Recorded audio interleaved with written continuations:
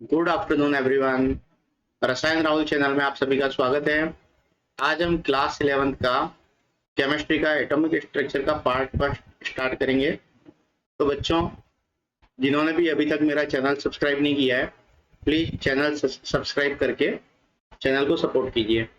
चलिए स्टार्ट करते हैं हम। देखिए बच्चों, इस पार्ट में हम डिस्कवरी ऑफ सब atomic particle, discovery of electron, studies of cathode rays, discharge tube experiment, nature of cathode rays, charge to mass ratio, charge on the electron, determination of charge on the electron and discovery of proton, ये सब हम पढ़ेंगे। तो चलिए start करते हैं introduction से।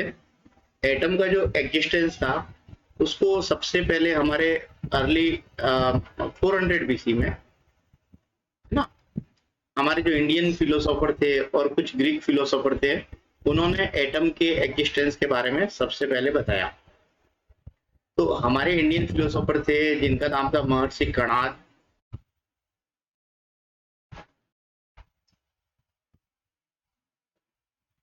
इन्होंने क्या किया, इन्होंने मैटर को पदार्थ बोला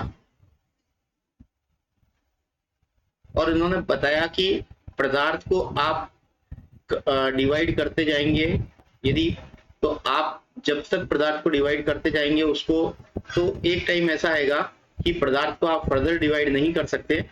तो जब आप फर्दर उसको डिवाइड नहीं कर सकते या फर्दर डिवीजन उसका पॉसिबल नहीं है, तो उस पार्टिकल जो आपको वो ऑब्टेंड हुआ डिवाइडेशन से, उसको उन्होंने परमाणु बोला।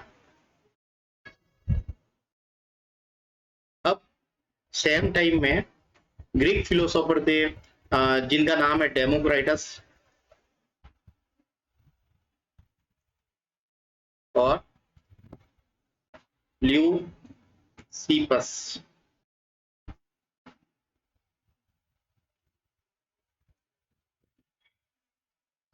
बच्चों, तो ये दोनों जो ग्रीक फिलोसोफर थे, इन्होंने भी सेम चीज बोली कि आप किसी मैटर को डिवाइड करते जाएंगे तो फाइनली एक ऐसी स्टेज आएगी जब मैटर को डिवाइड करना पॉसिबल नहीं होगा और वो छोटे से छोटा पार्टिकल जो फर्दर डिवाइड नहीं हो सकता, उसको इन्होंने एटम बोला।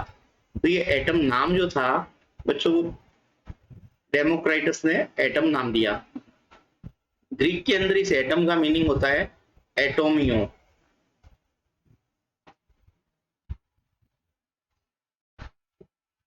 क्या होता है एटोमियो? एटोमियो का मीनिंग होता है अनकटेबल, या फिर इसको बोलते हैं नॉन डिवाइडेबल।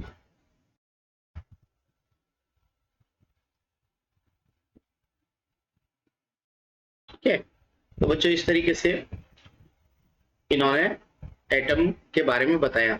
अब ये जितने भी आपके आइडियाज थे, ये सारी फिलोसॉफिकल कंसिडरेशन थे, तब तक कोई एक्सपेरिमेंटल वर्क नहीं हुआ था और ये 400 बीसी से 1800 सेंचुरी तक ऐसा ही चला। ठीक है, लेकिन यहाँ पे इस 1800 सेंचुरी के एंड के अंदर, सॉरी स्टार्टिंग में 1900 सेंचुरी में 1808 के अंदर बच्चों एक साइंटिस्ट आए जिनका नाम था जॉन डाल्टन। आप सबने इसके बारे में सुना है। ठीक है, इन्होंने एक थियरी दी एटम को लेके जिसको हम बोलते हैं डाल्टन्स एटॉमिक थियरी।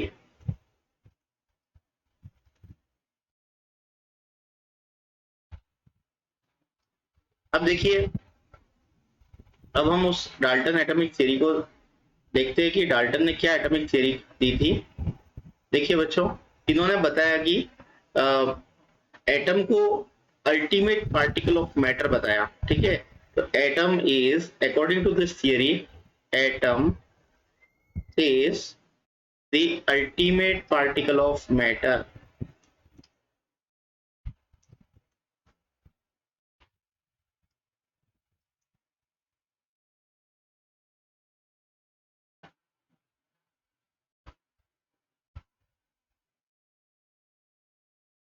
और all the atoms, all the matter are composed of atom, है ना।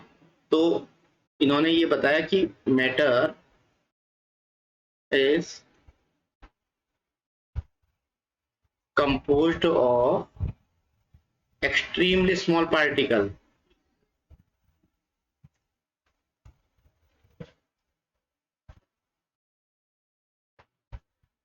और उस सभी स्मॉल पार्टिकल को उन्होंने क्या बताया, एटम। अब ये डाल्टन की एटॉमिक थियरी थी, ये लॉ ऑफ केमिकल कॉम्बिनेशन को एक्सप्लेन सक्सेसफुली एक्सप्लेन किया इसने। इसको बच्चों लॉ ऑफ केमिकल कॉम्बिनेशन को इस थियरी ने सक्सेसफुली एक्सप्लेन किया। ये डाल्टन की एटॉमिक थियरी उन्होंने 1808 में दी थी। ये पूरी 19th सेंचुरी तक अनडिस्प्यूटेड जो है वो चलती रही, ठीक है, इसको कोई भी मतलब डिस्प्यूट इस पे पैदा नहीं हुआ। लेकिन at the end of 19th century और अर्ली ऑफ 20th सेंचुरी ये माना जाने लगा कि एटम जो है वो नॉन डिवाइडेबल नहीं होता, एटम को डिवाइड किया जा सकता है, एटम फर्दर डिवीजन एटम का पॉसिबल है। ये अर्ली 20th सेंचुरी में पता चला। और एटम में एक्चुअल में और भी स्मॉल पार्टिकल रहते हैं जिनको इन्होंने बताया इलेक्ट्रॉन होते हैं, प्रोटॉन होते हैं और इसमें न्यूट्रॉन होते हैं। ओके, इन सभी पार्टिकल को फंडामेंटल पार्टिकल बोला जाता है।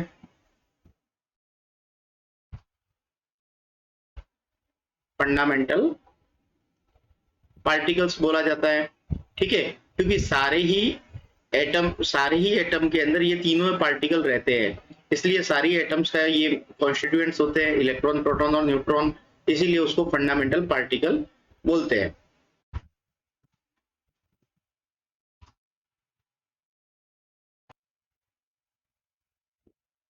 तो बताइए, फंडामेंटल पार्टिकल्स को सब एटॉमिक पार्टिकल भी बोलते हैं। क्या बोलते हैं हम? सब एटॉमिक पार्टिकल्स भी बोला जाता है, क्योंकि एटम के अंदर रहते हैं। अब देखिए, यहाँ पे हम एक एक करके सबकी डिस्कवरी के बारे में बात करेंगे। इलेक्ट्रॉन की डिस्कवरी कैसे हुई, प्रोटॉन की कैसे हुई और न्यूट्रॉन की डिस्कवरी कैसे हुई। तो चलिए सबसे पहले हम बात करते हैं डिस्कवरी ऑफ इलेक्ट्रॉन की, है ना। तो देखिए, एक्चुअल में किसी भी मैटर के इलेक्ट्रिकल नेचर के बारे में बहुत पहले से पता था कि भाई मैटर जो है उसका नेचर कैसा होता है, इलेक्ट्रिकल नेचर होता है।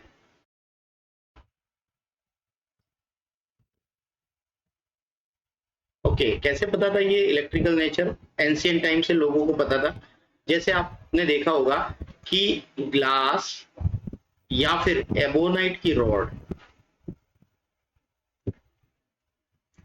इस एबोनाइट की रॉड या ग्लास रॉड को जब आप सिल्क पे रब करते हैं, ठीक है, इस पे रब करते हैं इस रॉड को सिल्क पे, ये सिल्क है, इसके ऊपर जब रब करते हैं ग्लास या एबोनाइट की रॉड को, तो ये क्या जनरेट करता है? इलेक्ट्रिसिटी। ये स्टैटिक इलेक्ट्रिसिटी है, हमने छोटी क्लासों में पढ़ा था। ये इलेक्ट्रिसिटी जनरेट करती है। तो 1830 में, है ना, 1830 में माइकल फेराडे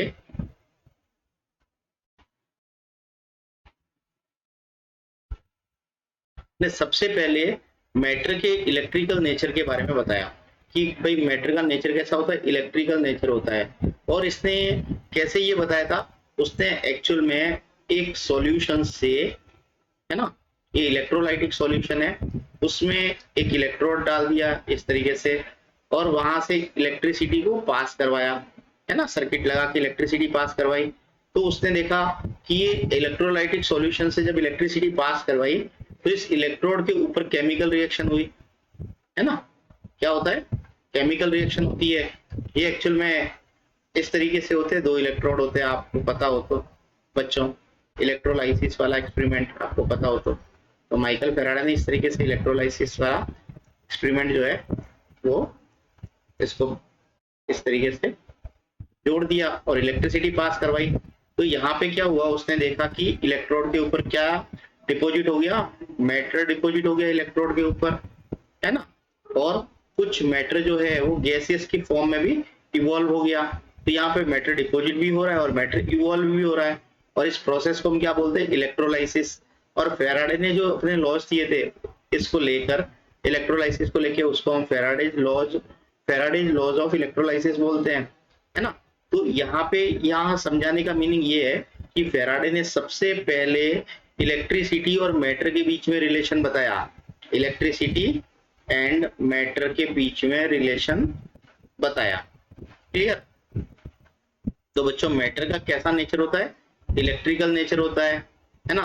तो ये पहले से ही पता था, और उसके बाद में फैराडे ने अपने इलेक्ट्रोलाइसिस के एक्सपेरिमेंट से मैटर और इलेक्ट्रिसिटी के बीच में रिलेशन बताया।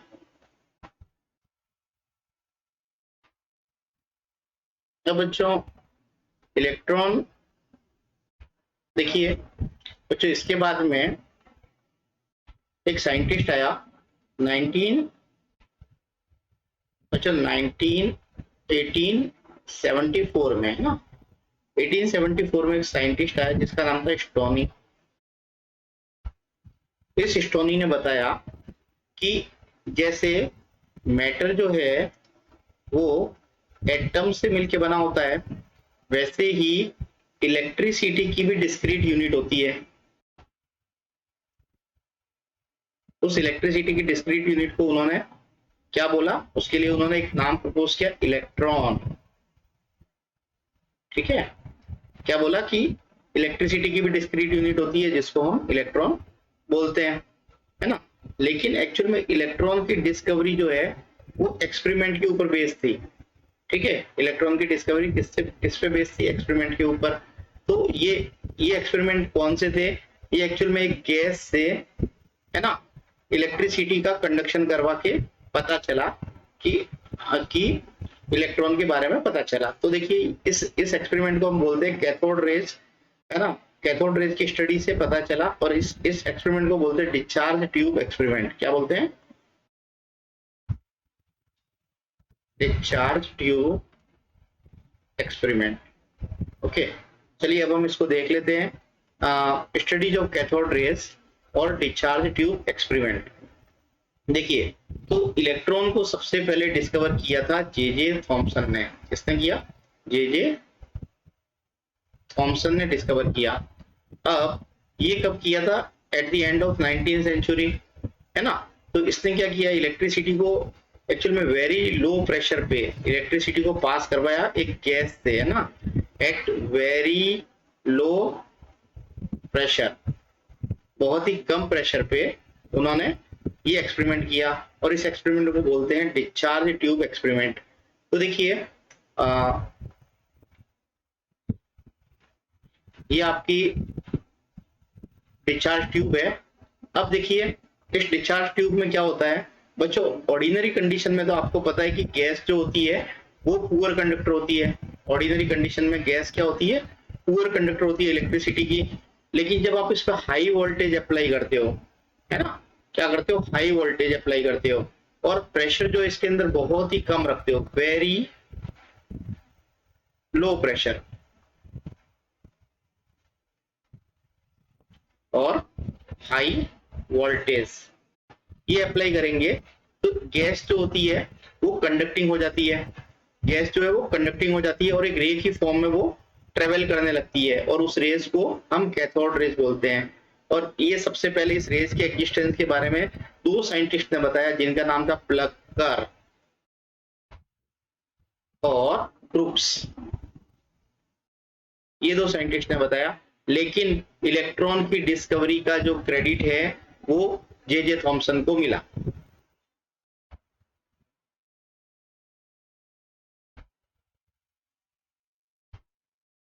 बच्चों ये कैथोड रेज ट्यूब है, इसकी जो साइज होती है वो 50 सेंटीमीटर होती है। ये 50 सेंटीमीटर की लॉन्ग ट्यूब है। इसके बोथ एंड जो होते हैं वो क्लोज होते हैं। देखिए यहाँ से भी एंड है और यहाँ से भी ये क्लोज एंड है। ओके, इसको हम डिस्चार्ज ट्यूब भी बोलते हैं, और इसका एक और नाम है क्रूक्स ट्यूब। क्या बोलते हैं बच्चों? Crooks tube. ओके, अब देखिए नॉर्मल कंडीशन में जब हम यहाँ पे प्रेशर जो है बहुत नॉर्मल ऑर्डिनरी प्रेशर ही इसमें अप्लाई करते हैं, और वोल्टेज बहुत हाई अप्लाई करते हैं। वोल्टेज यहाँ पे अप्लाई करते हैं हम 5000 से 10,000 वोल्ट, और नॉर्मल प्रेशर के अंदर और हाई वोल्टेज में गैस कंडक्टिंग नहीं होती। तो अब हम क्या करते हैं? यहाँ पे प्रेशर को रिड्यूस करते हैं, तो यहाँ पे वैक्यूम क्रिएट करते हैं। तो वैक्यूम पंप से ये हम क्या करते हैं? यहाँ से वैक्यूम पंप से वैक्यूम क्रिएट करते हैं इसके अंदर, और इस गैस का प्रेशर जो है अंदर का रिड्यूस कर देते हैं। ओके, ये रिड्यूस करते करते हम कहाँ तक ले जाएंगे, 10⁻⁻2 एटमॉस्फेयर तक। जब आप 10⁻⁻2 एटमॉस्फेयर पे प्रेशर कम कर देंगे तो ये गैस जो होती है वो अंदर की गैस कंडक्टिंग हो जाती है। बच्चों क्या हो जाती है, कंडक्टिंग हो जाती है और लाइट इमिट करने लगती है। ये गैस क्या करेगी, इस प्रेशर पर लाइट इमिट करने लगती है।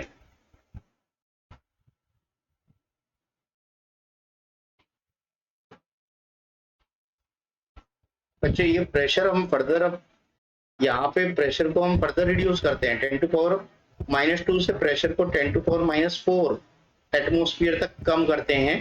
तो ये जो ये गैस ग्लो करती है, लाइट इमिट करती है, ये ग्लो क्या हो जाता है बच्चों, डिसअपियर हो जाता है। ठीक है, फर्दर प्रेशर रिड्यूस करने पर ग्लो डिसअपियर हो जाता है, लेकिन गैस जो होती है वो कंडक्टिंग रहती है।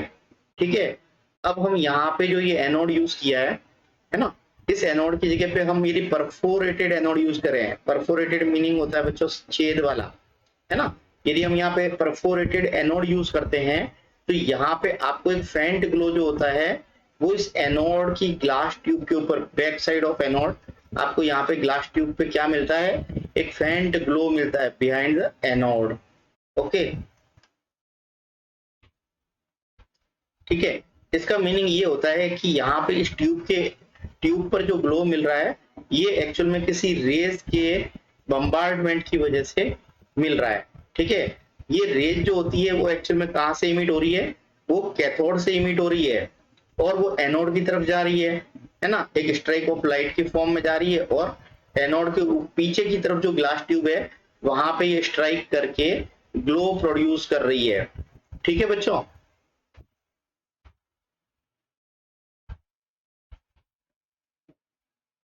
देखिए बच्चों ये जो है ना, इस चीज को फर्दर जो है चेक किया गया कि वाकई में ये कैथोड से निकल रही है कुछ रेज और एनोड की तरफ जा रही है, ये वाकई में सही है या नहीं है। तो इसको चेक करने के लिए क्या किया गया कि यहाँ पे परफोरेटेड एनोड की जगह पे एक एक आपको ऐसा इंटेक्ट एनोड लिया गया और उस एनोड के अंदर ओनली वन होल किया गया। ये एनोड है बच्चों, इसमें एक होल किया गया, बाकी सब जगह से आपका एनोड जो है वो सॉलिड है। और यहाँ पीछे जो आपकी जो ग्लास ट्यूब थी इस एनोड के पीछे, इस ग्लास ट्यूब पे कोटिंग कर दी, किसकी, एक फ्लोरिसेंट मटेरियल की कोटिंग कर दी। फ्लोरिसेंट मटेरियल था जिंक सल्फाइड, इसकी कोटिंग करके इसको फिर से एक्चुअल में अपने रिजल्ट को चेक किया गया। ओके, तो देखिए यहाँ पे जब फ्लोरिसेंट की कोटिंग की गई तो फिर से ये एक्सपेरिमेंट को किया गया, तो फिर से वो कैथोड से जो रेज निकलती है इस होल से होते हुए जाके इस फ्लोरिसेंट मटेरियल के ऊपर स्ट्राइक करके यहाँ पे एक ब्राइट स्पॉट प्रोड्यूस करती है, ब्राइट स्पॉट प्रोड्यूस करती है। और इन रेज को क्या बोला गया, कैथोड रेज बोला गया, कैथोड रेज बोला गया। कैथोड रेज क्यों बोला गया, क्योंकि ये एक्चुअल में इसकी ओरिजिन जो है वो कैथोड से हुई है, इसीलिए इनको कैथोड रेज बोला गया। अब चलिए बच्चों ये चीज आपको समझ में आ गई होगी कि कैथोड रेज कैसे डिस्चार्ज ट्यूब एक्सपेरिमेंट से पता चला, है ना। अब इनके नेचर के बारे में बात करते हैं हम, कैथोड रेज का नेचर क्या होता है।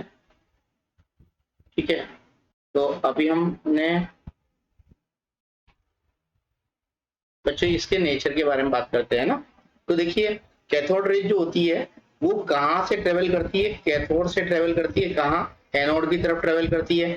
ठीक है, और ये ट्रेवल करती है वो स्ट्रेट लाइन में ट्रेवल करती है ना, स्ट्रेट लाइन में ट्रेवल करती है। ये एक्चुअल में क्या करती है, शेडो प्रोड्यूस करती है। क्या करती है, शेडो प्रोड्यूस करती है। यदि इसके बीच में जो कैथोड से एनोड की तरफ ये रेज चलती है, इसके बीच में यदि कोई ऑब्जेक्ट रख दिया जाए तो उस ऑब्जेक्ट की क्या है, शेडो को कास्ट करती है ये। ठीक है, कैथोड रेज जो है वो नॉन विजिबल होती है। क्या होती है, नॉट विजिबल होती है या नॉन विजिबल होती है, लेकिन हम इसके बिहेवियर को ऑब्जर्व कर सकते हैं। बिहेवियर को ऑब्जर्व कैसे कर सकते हैं, फ्लोरिसेंट मटेरियल यूज करके, जैसे हमने जिंक सल्फाइड यूज किया था, ये फ्लोरिसेंट मटेरियल यूज करके इसके बिहेवियर को ऑब्जर्व कर सकते हैं। एक्चुअल में ये नेक्स्ट इसको देखते हैं कि ये मैकेनिकल इफेक्ट प्रोड्यूस करती है। मैकेनिकल इफेक्ट का मीनिंग क्या होता है, यदि इस कैथोड रेस के बीच के अंदर यदि पेडल का व्हील रख दिया जाए तो ये क्या होता है, जब कैथोड रेस चलेगी तो ये व्हील क्या करेगा, रोटेट करने लगता है। मीनिंग ये है कि ये एक्चुअल में मैकेनिकल इफेक्ट प्रोड्यूस करती है। और यदि इलेक्ट्रिक फील्ड और मैग्नेटिक फील्ड इन दोनों की एब्सेंस में ये स्ट्रेट लाइन में चलती है, ठीक है। लेकिन यदि हम यहाँ पे इलेक्ट्रिक फील्ड और मैग्नेटिक फील्ड अप्लाई करते हैं तो यहाँ पे ये डिफ्लेक्शन शो करती है। क्या करती है, डिफ्लेक्शन शो करती है मैग्नेटिक फील्ड और इलेक्ट्रिक फील्ड अप्लाई करने पर।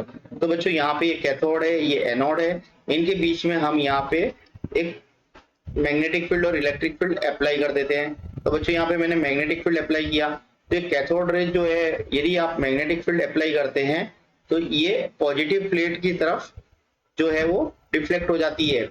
इससे पता चलता है कि इस कैथोड रेज का नेचर जो है वो कैसा होता है, नेगेटिव चार्ज की होती है ये, है ना। इसका चार्ज कैसा है, नेगेटिव चार्ज कैरी करती है कैथोड रेज, क्योंकि इसका डिफ्लेक्शन पॉजिटिव प्लेट की तरफ हो रहा है ना। तो यहां से इसके नेचर के बारे में पता चला। अब कैथोड रेज जो है वो क्या करती है, इसके कंक्लूजन देख लेते हैं। कैथोड रेज जो है वो एक्चुअल में इलेक्ट्रॉन का बीम होती है। किसका बीम होती है, इलेक्ट्रॉन्स का बीम होती है, और ये रे की फॉर्म में चलते हैं स्ट्रेट लाइन में। तो यहाँ पे आपको मतलब कैथोड रेज किससे मिलकर बनी होती है, इलेक्ट्रॉन से, ठीक है। तो इस तरीके से इलेक्ट्रॉन की डिस्कवरी हुई। तो देखिए बच्चों, अब हम बात करते हैं कैथोड रेज के कुछ और कैरेक्टरिस्टिक्स की, है ना। कैथोड रेज के कुछ और कैरेक्टरिस्टिक्स को देख लेते हैं। देखिए, तो यहाँ पे ये किसी कैथोड रेज को मैं CR से लिखता हूँ। कैथोड रेज यदि किसी मेटल फॉइल की सरफेस पे टकराती है, ये मेटल फॉइल है, इसकी सरफेस पे टकराती है, तो ये मेटल फॉइल जो होती है वो हीट अप हो जाती है। क्या हो जाती है, हीट अप हो जाती है, मतलब cathode rays heating effect produce करती है। दूसरा है, ये किसी मेटल की सरफेस पे टकराती है, जैसे हैवी मेटल जैसे टंगस्टन है, उसकी सरफेस पे यदि कैथोड रेज टकराती है तो ये एक्सरे प्रोड्यूस करती है, ठीक है, एक्सरे प्रोड्यूस करती है। यदि अभी हमने देखा था ये ग्लास की ट्यूब पे टकराती है, ये ग्लास है आपका, है ना। यदि ग्लास की सरफेस पे कैथोड रेज टकराती है तो ये ग्लास ट्यूब जो है वो ग्लो करती है ना। जैसे कैथोड रेज ट्यूब में आपने देखा, तो ये क्या करने लगती है, ग्लो करने लगती है। अब यदि एल्यूमिनियम की फॉइल पे यदि टकराती है, किस पे, एल्यूमिनियम की शीट पे यदि टकराती है कैथोड रेज, तो क्या होता है, इस शीट को पेनिट्रेट कर जाती है, ठीक है। अब देखिए, ये तो आपको कैथोड रेज के कुछ कैरेक्टरिस्टिक्स के बारे में बात कर ली। अब कैथोड रेज का जो नेचर है वो किस पे डिपेंड करता है। देखिए, कैथोड रेज का जो कैथोड रेज डिपेंड करती है, ये एक्चुअल में नेचर ऑफ गैस पे भी डिपेंड नहीं करती। किस पे, not depend on nature of gas, nature of gas पे डिपेंड नहीं करती, इसलिए मैंने क्रॉस लगा दिया। और दूसरा, ये इलेक्ट्रोड के नेचर पे भी डिपेंड नहीं करती है, नेचर ऑफ इलेक्ट्रोड, ठीक है बच्चों, इन दोनों पे कैथोड रेज डिपेंड नहीं करती है। अब कैथोड रेज का आपका charge by mass ratio, E/m ratio, ये चार्ज है, ये मास है, ये जो होता है वो हमेशा आपका सेम होता है for all the cathode rays. सभी कैथोड रेज के लिए E/m का रेशियो सेम होता है, इररेस्पेक्टिव ऑफ गैस। आप कोई भी गैस यूज कीजिए, कैथोड रेज के लिए E/m का रेशियो जो है वो हमेशा सेम रहेगा। बच्चों, ये हो गया आपका कैथोड रेज के नेचर और कैरेक्टरिस्टिक्स के बारे में बात कर ली हमने। अब यहाँ पे चार्ज के बारे में बात करते हैं, चार्ज बाई मास रेशियो, है ना। तो ये चार्ज बाई मास रेशियो जो है वो सबसे पहले डिटरमाइन किया था जे थॉमसन ने। किसने, जे थॉमसन ने।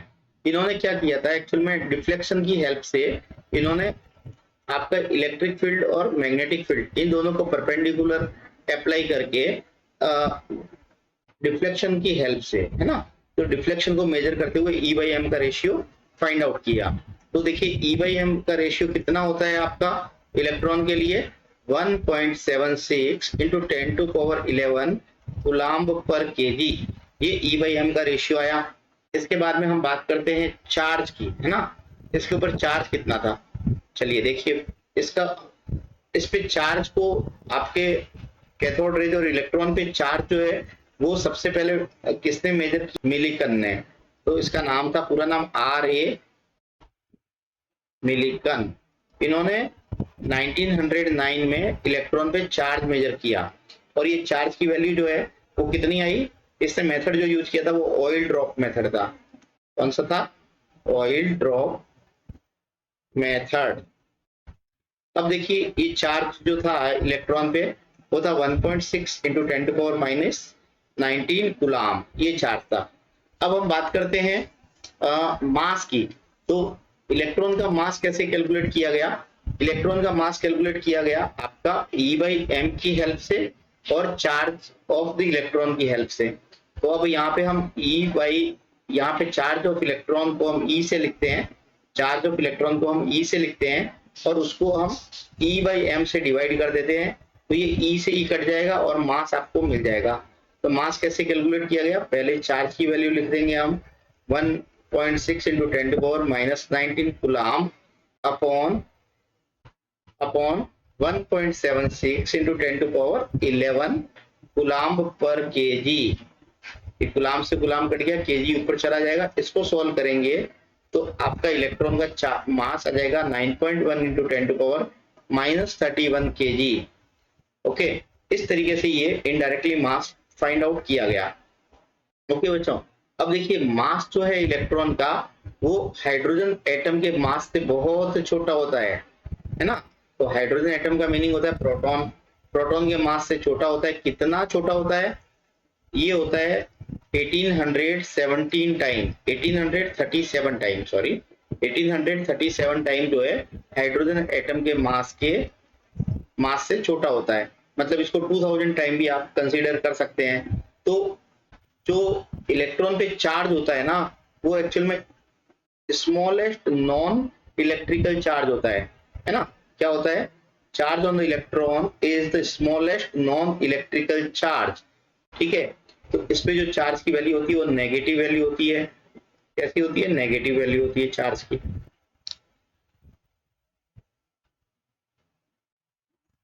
तो बच्चों अब हम देखते हैं E/m की वैल्यू को कैसे थॉमसन ने फाइंड आउट किया था। तो हम थॉमसन के एक्सपेरिमेंट को देखते हैं ना। Thomson experiment for determination of E/m on electron. तो हम इसका एक्सपेरिमेंट देख लेते हैं। तो देखिए बच्चों, ये जो है ना ये आपका थॉमसन ने देखिए किस तरीके से E/m की वैल्यू कैलकुलेट की। ये आपका जो है वो कैथोड है, ये एनोड है। मैं ये सब बता देता हूँ यहाँ पे। ये आपने क्या है इलेक्ट्रिक फील्ड अप्लाई किया है, ये मैग्नेट लगा के मैग्नेटिक फील्ड अप्लाई किया है। यहाँ पे मैग्नेटिक फील्ड और इलेक्ट्रिक फील्ड ये दोनों एक दूसरे से परपेंडिकुलर है। क्या है बच्चों? परपेंडिकुलर एक दूसरे के 90 डिग्री के एंगल पे। ये क्या है आपका? ये आपका फ्लोरिसेंट स्क्रीन है।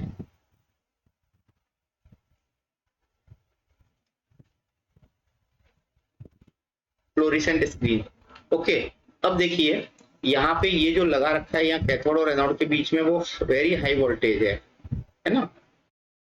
हाई वोल्टेज को अप्लाई किया है।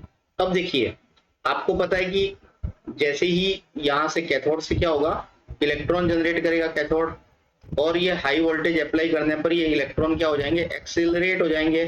एक्सेलरेट होते हुए क्या होंगे? ये electron in the form of beam जो है वो आपका आगे की तरफ प्रोपोगेट करेंगे, मूव करेंगे, है ना। ये बीम या रे की फॉर्म में मूव करेंगे, है ना। ये एक्सेलरेटेड कैथोड है बिकॉज ऑफ हाई वोल्टेज। अब यहाँ पे एक सर्कुलर डिस्क लगा दी जाती है बीच में। ये क्या करती है? इस हाई बीम ऑफ इलेक्ट्रॉन को सेलेक्ट करती है और उसको स्ट्रेट लाइन में मूव करने के लिए सेलेक्ट करती है। अब इस सर्कुलर डिस्क से होते हुए इलेक्ट्रॉन कहाँ चले जाएंगे? आपके परपेंडिकुलर जो E और B लगा हुआ है वहां से होके ये पास हो जाएंगे, है ना। तो जैसे ही इलेक्ट्रॉन जो है इस इलेक्ट्रिक फील्ड और मैग्नेटिक फील्ड से पास होंगे वैसे ही इलेक्ट्रॉन के अंदर डिफ्लेक्शन होगा। मतलब ये कैथोड रेज जो है वो जो जनरेट होगी, है ना, जो इलेक्ट्रॉन जनरेट होंगे वो क्या करेंगे? डिफ्लेक्ट करेंगे। और वो डिफ्लेक्ट करके देखिए यदि आप E और B लगाते हैं तो डिफ्लेक्शन शो होगा। यदि E और B मतलब मैग्नेटिक फील्ड और इलेक्ट्रिक फील्ड नहीं लगाते तो वहां उस कंडीशन में स्ट्रेट लाइन में ये जाके B पॉइंट पर, फ्लोरिसेंट स्क्रीन के B पॉइंट पे स्ट्राइक करेंगे।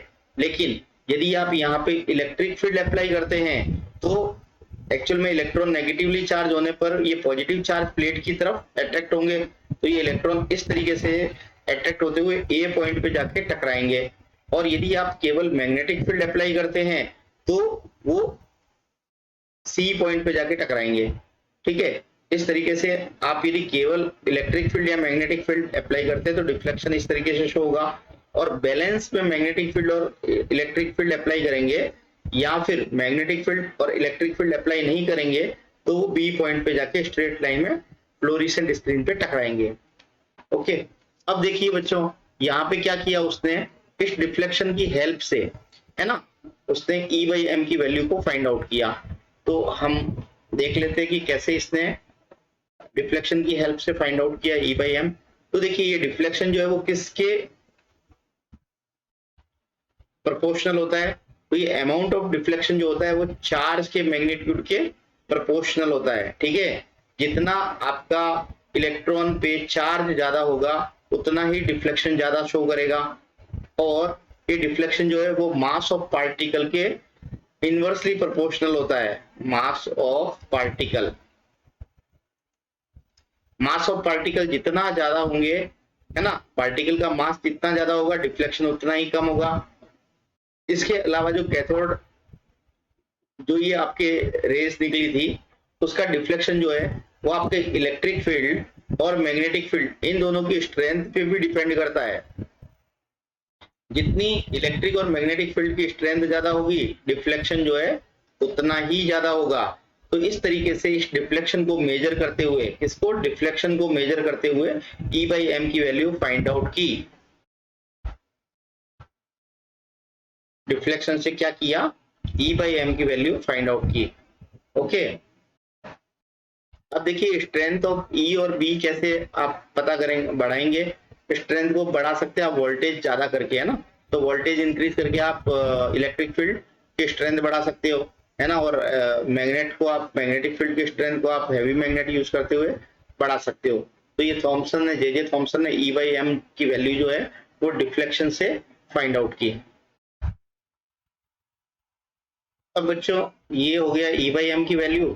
अब हम बात करते हैं कि चार्ज कैसे फाइंड आउट किया गया, है ना। तो देखिए चार्ज को इलेक्ट्रॉन के ऊपर कैसे फाइंड आउट किया उसको हम देख लेते हैं। तो मिलिकन ने ये चार्ज फाइंड आउट किया, है ना, इलेक्ट्रॉन पे चार्ज किसने बताया सबसे पहले, R.A. मिलिकन ने।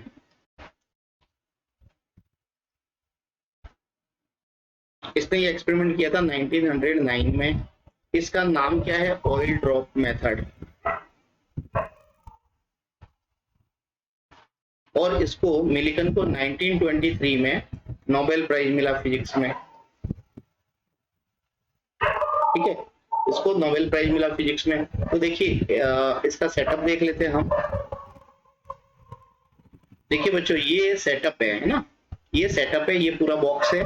इस बॉक्स में पूरा एक्सपेरिमेंट कैरिड आउट किया गया। तो देखिए ये बॉक्स है, यहाँ पे ये दो प्लेट है, ये एक प्लेट है जिसपे पॉजिटिव चार्ज, और ये आपकी प्लेट है वो नेगेटिवली चार्ज प्लेट है। ठीक है, इसको चार्ज किया गया पॉजिटिव और इसको नेगेटिव प्लेट, है ना। तो यहाँ पे देखिए ये आपकी बैटरी है, इसके हेल्प से इसको पॉजिटिव चार्ज और इसको नेगेटिव चार्ज जो है वो इस प्लेट ने एक्वायर कर दिया। अब देखिए यहाँ पे ये स्प्रेयर है, इस स्प्रेयर की हेल्प से इसने ऑयल को स्प्रे करवा दिया, है ना, इसमें इस चैम्बर में।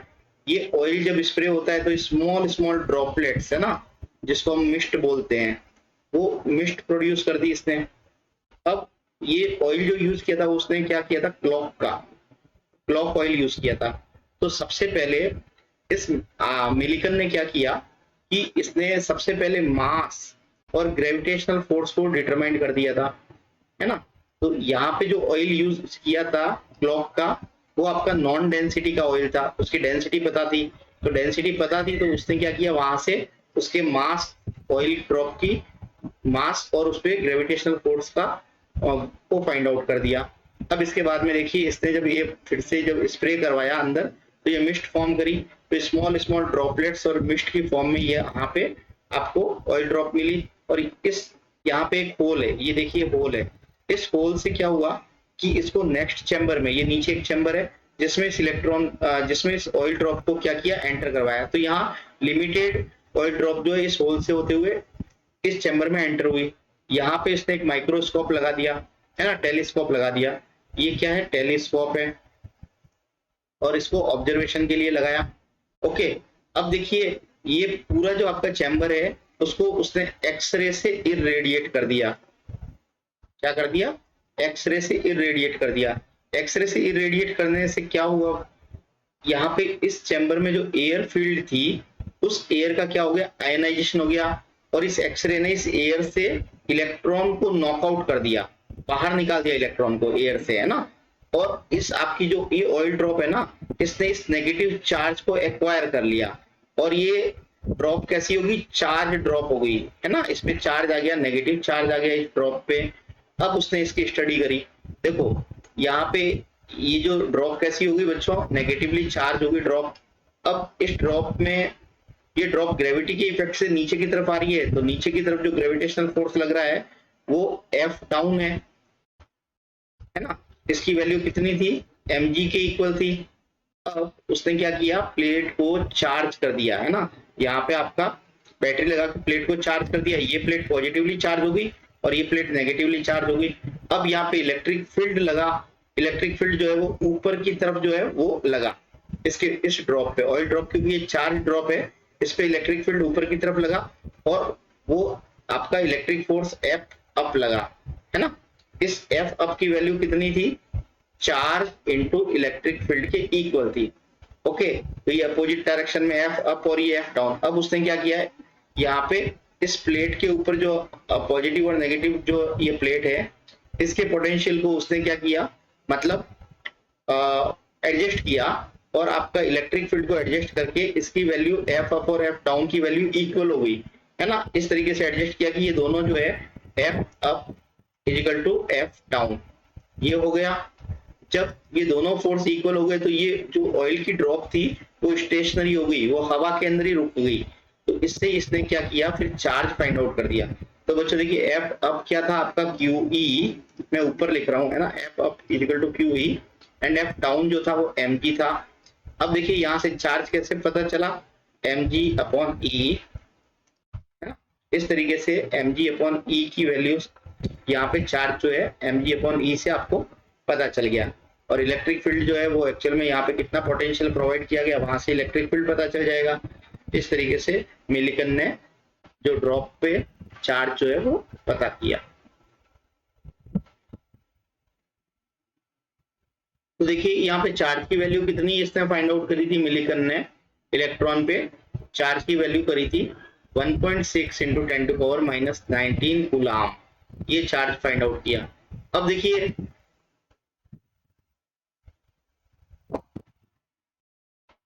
बच्चों ये इलेक्ट्रॉन जो है वो एक्चुअल में इलेक्ट्रॉन जो है वो क्या है, एसेंशियल कॉन्स्टिट्यूएंट है फॉर ऑल एटम, सारी ही एटम का एसेंशियल कॉन्स्टिट्यूएंट है इलेक्ट्रॉन। और मैंने आपको बताया था कि जो कैथोड रेज होती है, कैथोड रेज कंसिस्ट इलेक्ट्रॉन्स, है ना, तो बीम ऑफ इलेक्ट्रॉन कंसिस्ट करती है। ये कैथोड रेज किस किस फैक्टर पे डिपेंड नहीं करती है, ये नेचर ऑफ कैथोड पे, नेचर ऑफ इलेक्ट्रोड पे डिपेंड नहीं करती, और जो आप गैस यूज करते हैं उसके ऊपर डिपेंड नहीं करती। और इस इलेक्ट्रॉन का जो ई बाई एम की वैल्यू जो होती है कैथोड रेज की, वो क्या होती है, सेम, मतलब सेम होती है, ये भी मैं आपको बता चुका हूँ। अब देखिए मतलब इलेक्ट्रॉन जो है वो यूनिवर्सल कॉन्स्टिट्यूएंट है फॉर ऑल द एटम, सारी मैटर का, है ना, ऑल द मैटर, सारी मैटर का, मैटर के अंदर इलेक्ट्रॉन होता है, इसलिए उसको क्या बोलते हैं, यूनिवर्सल कॉन्स्टिट्यूएंट। क्या बोलते हैं बच्चों, यूनिवर्सल कॉन्स्टिट्यूएंट। तो हमने यहाँ पे दो चीजें निकाली है, एक तो आपका ई बाई एम की वैल्यू जो सर जे थॉमसन ने फाइंड आउट किया था, और दूसरा ई बाई एम से फिर चार्ज की वैल्यू मिलिकन ने फाइंड आउट करी, और मास जो है वो इस चार्ज और ई बाई एम की वैल्यू से इलेक्ट्रॉन पे मास फाइंड आउट किया गया। तो बच्चों अब हम बात करते हैं कैथोड एनोड रेस की, है ना, एनोड रेस की बात करते हैं, जिससे क्या हुआ, एनोड रेस से प्रोटॉन की डिस्कवरी हुई। किसकी डिस्कवरी हुई, प्रोटॉन की। तो हमने एक यहाँ पे सब एटॉमिक पार्टिकल इलेक्ट्रॉन की डिस्कवरी हम कर चुके हैं, अब हम प्रोटॉन की डिस्कवरी को देखते हैं। तो देखिए ये प्रोटॉन की डिस्कवरी किससे हुई, कैनाल रेस से। किससे हुई, कैनाल रेस से। और इसको हम क्या बोलते हैं, एनोड रेज भी बोलते हैं, एनोड रेज भी बोलते हैं, इसको हम पॉजिटिव रेज भी बोलते हैं। क्या बोलते हैं, पॉजिटिव रेज बोलते हैं। तो देखिए प्रोटॉन की डिस्कवरी कैसे हुई, जब इलेक्ट्रॉन की डिस्कवरी हुई तो इलेक्ट्रॉन पे आपको पता है कि ये नेगेटिव चार्ज कंसिस्ट करता है, तो लोगों ने ये माना कि भाई कोई भी एटम जो है वो इलेक्ट्रिकली न्यूट्रल है। जब इलेक्ट्रॉन एटम इलेक्ट्रिकली न्यूट्रल है तो आपका इस एटम के अंदर ये इलेक्ट्रॉन है जो नेगेटिव चार्ज कंसिस्ट करता है, तो इसके इलेक्ट्रिकली न्यूट्रल होने के लिए इसमें कोई ना कोई ऐसी चीज जो है जो पॉजिटिव चार्ज रखती है तो वो होनी चाहिए, तभी तो आपका ये एटम इलेक्ट्रिकली न्यूट्रल होगा। ओके, तो ये लॉजिक मतलब दिया गया। तो सबसे पहले यहाँ पे प्रोटॉन की डिस्कवरी जो है वो 1836 में गोल्डस्टीन ने की। किसने की, गोल्डस्टीन ने की 1836 में। तो इसने क्या किया कि इसने मतलब ये बताया कि देखिए इसने बताया कि कैथोड के जस्ट पीछे की तरफ उसको एक स्ट्रीम ऑफ लाइट मतलब जैसे आपकी स्ट्रीम ऑफ लाइट दिखी, इसके पीछे कैथोड के पीछे है ना, ठीक है, इसको स्ट्रीम ऑफ लाइट दिखी तो ये एक रे की फॉर्म में कैथोड के पीछे जो है वो उसको दिखा। ठीक है, तो ये एक्चुअल में क्या होता है कि कैथोड से अपोजिट डायरेक्शन में चलती है ना, और ये एनोड से चलते हुए कैथोड की तरफ जाती है। तो गोल्डस्टीन ने इसको क्या बोला, कैनाल रेस, या क्या बोला इसको, एनोड रेस बोला। ठीक है, तो देखिए देखिए यहाँ पे ये कैथोड एनोड रेस कहाँ से कहाँ जाएगी, एनोड से कैथोड की तरफ जाएगी, है ना, और कैथोड पे जाके स्ट्राइक करेगी। तो देखिए कैनाल रेस कैसे बच्चों, देखिए कैनाल रेस कैसे इसका ओरिजिन कैसे होता है वो मैं आपको एक्सप्लेन कर देता हूँ कि कैनाल रेस की ओरिजिन को मैं आपको एक्सप्लेन करता हूँ। देखिए बच्चों यहाँ पे क्या होता है कि ये कैथोड है, ये आपका कैथोड है, कैथोड से क्या होता है, कैथोड रेज निकलती है। कैथोड रेज का मीनिंग होता है कि ये इलेक्ट्रॉन के बीम है, यहाँ से इलेक्ट्रॉन निकल रहे हैं। ये एक्चुअल में इलेक्ट्रॉन जो है वो हाई एनर्जी है, मतलब एक्चुअल में ये क्या है, फास्ट मूविंग इलेक्ट्रॉन है। इस ट्यूब में क्या था, गैस भरी हुई थी, है ना, इस ट्यूब में गैस भरी हुई थी। ये इलेक्ट्रॉन इस गैस पे स्ट्राइक किए, इलेक्ट्रॉन इस गैस पे स्ट्राइक किए और इससे क्या किया, इलेक्ट्रॉन ने यहाँ से इलेक्ट्रॉन नॉकआउट हो गए, और क्योंकि स्ट्राइक करने से कैथोड रेज जब गैस के गैस पे स्ट्राइक करी, गैस के पार्टिकल पे, तो उससे गैस के पार्टिकल से इलेक्ट्रॉन बाहर निकल गए और इसने पॉजिटिव चार्ज एक्वायर कर लिया। अब ये पॉजिटिव चार्ज होने की वजह से क्या हुआ, ये कैथोड की तरफ अट्रैक्ट हुई, तो एक बीम ऑफ रेज की फॉर्म में ये कैथोड की तरफ चलने लगी, है ना। तो ये जो रेज जो है वो आपका एनोड से कैथोड की तरफ चलने लगी, इसलिए उसको एनोड रेज बोलते हैं, या फिर हम इसको कैनाल रेज भी बोलते हैं। और इसकी जो नेचर है वो आपके कैथोड मतलब कैथोड की तरफ अट्रैक्ट होती है, इसलिए इसका नेचर जो है वो एक्चुअल में पॉजिटिव चार्ज होती है। ठीक है बच्चों, तो इस तरीके से ये कैथोड रेज एनोड रेज की डिस्कवरी हुई। अब हम बात करते हैं इसके एनोड रेज के कुछ कैरेक्टरिस्टिक्स की। तो ओरिजिन में आपको बता चुका हूं, अब हम बात करते हैं एनोड रेज के कुछ कैरेक्टरिस्टिक्स की। एनोड रेज भी जो है वो आपका इलेक्ट्रिक फील्ड और मैग्नेटिक फील्ड से डिफ्लेक्ट हो जाती है, ये डिफ्लेक्शन शो करती है। लेकिन बच्चों इसका डिफ्लेक्शन जो होता है ना, तो मैंने आपको ये बताया कि ये कैथोड है, ये एनोड है। अब डिफ्लेक्शन ये एनोड से कैथोड की तरफ चल रही है और इसके बीच में आपने क्या किया, इलेक्ट्रिक फील्ड और मैग्नेटिक फील्ड अप्लाई कर दिया। तो ये आपका इलेक्ट्रिक फील्ड प्लस से माइनस की तरफ है, तो ये एनोड रेज किस तरफ डिफ्लेक्ट होगी, एनोड रेज डिफ्लेक्ट होगी नेगेटिवली चार्ज प्लेट की तरफ, जस्ट अपोजिट जो था आपका कैथोड रेज के। क्योंकि यहाँ पे ये पॉजिटिवली चार्ज आपकी एनोड रेज होती है, तो नेगेटिवली चार्ज प्लेट की तरफ डिफ्लेक्ट होती है। क्लियर। अब देखिए ये जो इसका E/m का वैल्यू जो होता है वो सेम नहीं होता है ना। E/m की वैल्यू जो होती है एनोड रेज के लिए वो सेम नहीं होती है, ये एक्चुअल में नेचर ऑफ गैस पे डिपेंड करती है, नेचर ऑफ गैस पे डिपेंड करती है E/m की वैल्यू। जबकि हमने पढ़ा था कि कैथोड रेज का E/m का वैल्यू सेम होता है।